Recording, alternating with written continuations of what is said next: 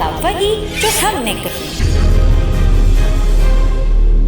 नमस्कार दोस्तों, मैं संजीव शर्मा डिजायर न्यूज से आज आपके सामने एक ऐसी शख्सियत की उन्होंने आर्मी से लेके आज घर घर में एक ऐसी ग्रूमिंग की जो है प्रथा चलाई है कि जिसके अंदर अगर मैं कहूँ वर्ल्ड की कोई ब्यूटी ऐसी होगी जिसके बारे में उन्होंने उसको ग्रूम करके और एक स्टेज तक ना पहुंचाया हो। तो आज हमारे साथ हैं गीता कृपलानी मैम जी। मैम, आपका बहुत बहुत शुक्रिया और डिजायर न्यूज में आपका स्वागत है। और हम चाहेंगे कि आप अपने बारे में दर्शकों को 2 शब्द बताएं तो और ज़्यादा अच्छा लगेगा। मैं दर्शकों को बताना चाहूँगी कि मैं इंडियन आर्मी से रिटायर्ड लेफ्टिनेंट हूँ और अपने यूनिट में हिमाचल प्रदेश की पहली लेडी आर्मी ऑफिसर हूँ। आर्मी से रिटायर होने के बाद में मैं जो आर्मी में हमें सिखाया जाता था, एक खास सब्जेक्ट लगता था OLQ, ऑफिसर्स लाइक क्वालिटीज, जिसमें हमें उठना बैठना, लोगों से हाथ कैसे मिलाना है, कैसे अदब के साथ आगे बढ़ना है, तो वो सारी चीज़ें सिखाई जाती थी। तो जब मैं सिविल वर्ल्ड में आई तो मैंने रियलाइज़ किया कि इस चीज़ की हमारे लोगों में बहुत कमी थी। लोगों में मैंने पाया कि हिंदुस्तान में सब कुछ है, बेस्ट ब्रेन है, सब कुछ है, लेकिन कहीं ना कहीं तहजीब की कमी है। तो उसी को पूरा करने के लिए मैंने जो आर्मी में सीखा था उसी को सिविल वर्ल्ड में पर्सनालिटी डेवलपमेंट के रूप में लोगों को सिखाना शुरू किया। और फिर कहते हैं कि कारवां बढ़ता चला गया, स्कूल से कॉलेजेस, कॉलेज से कॉर्पोरेट्स, और अब कई सालों से मैं हिंदुस्तान के सौंदर्य को, हुस्न को निखार के इंटरनेशनल लेवल पे ला रही हूँ। जैसे मिस वर्ल्ड के बच्चे हैं या जो मिस इंडियाज़ हैं, जो मिस्टर वर्ल्ड में जा रहे हैं, मिस यूनिवर्स में जा रहे हैं, मिसेस यूनिवर्स में जा रहे हैं, बड़े से लेके छोटे। और आज तक तो ये जो सौंदर्य की जो दुनिया बन चुकी है, छोटे बच्चे से लेके बड़े से बड़े इवन ओल्ड लोगों को आजकल स्टेज पे जाने का, ग्लैमर वर्ल्ड का शौक है। तो उन्हें मैं ट्रेनिंग देती हूँ, उन्हें सिखाती हूँ कि स्टेज की आपकी प्रेजेंस कैसी होगी और ज़िंदगी में आगे बढ़ना है तो अपनी पर्सनालिटी को कैसे निखारना है। बहुत ही खूबसूरत आपने कहा कि देखिए उम्र कोई नहीं है, उम्र तो एक नंबर है।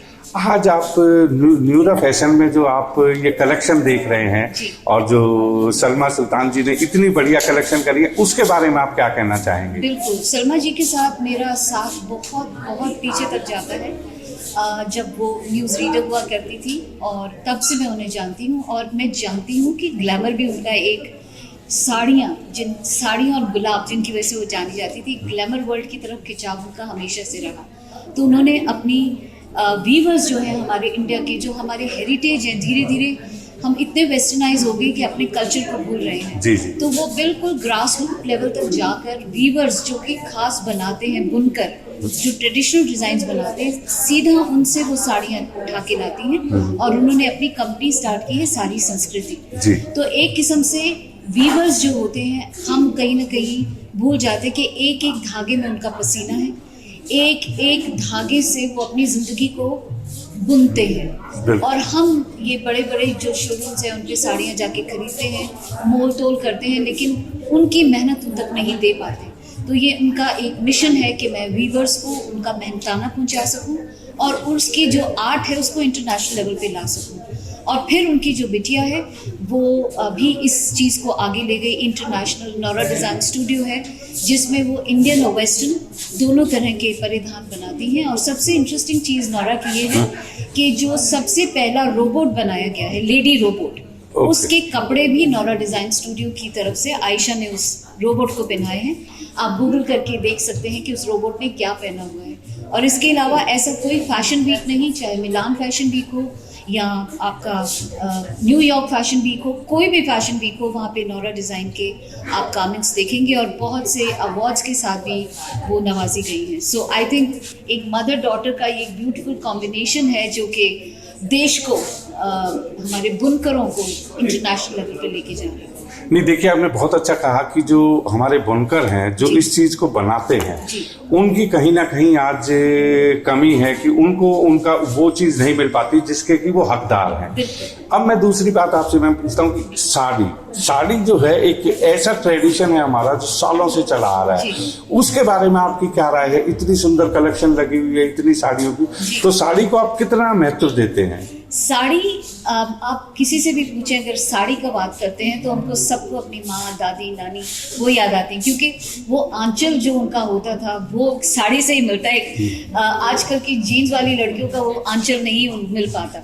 तो आई थिंक साड़ी एक ऐसा परिधान है जो आप किसी भी शेप में हो, आप किसी भी साइज की हो, आप उसको खूबसूरती से पहन सकते हैं। आपके ऐप छिपा देती है साड़ी।